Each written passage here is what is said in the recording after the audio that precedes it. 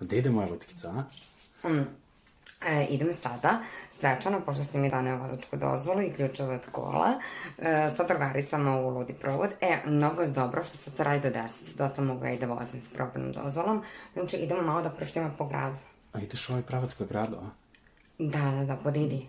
Znaš što sam teo ti kažem, da ti ja dam pare ove sve ovde za taksi da imaš, pošto moja majka ide tim putem sad pešaka kod komšinice, pa ako ti nije problem, a? Pa što mi ti si mi rekao da znam da vozim. I kako ti je bilo, a? Top. Da sam da popričamo malo o tvojim kolima. Pa što, ne odgovaraju ti nešto, a? Malo su malo. Pa nisu to moja to drugara, mislim, moje su ti duplo veće. Lažeš, joj, dobila sam opkladu. Znači, drugarica se rekla, nemoj da se žrtvuješ. Dečko nema čak ni dobra kola. Kakav je tvoj? Ima duplo veći, limuzina prava, znači ne možeš da veruješ. Imam čak i vozača, znaš. Vozača? Pa da, nego moramo požurimo, sad će poslednje da krene 23-ka, a? Znaš 23-ku GSP-ovu? Duplo? Pa da, ono zglobna.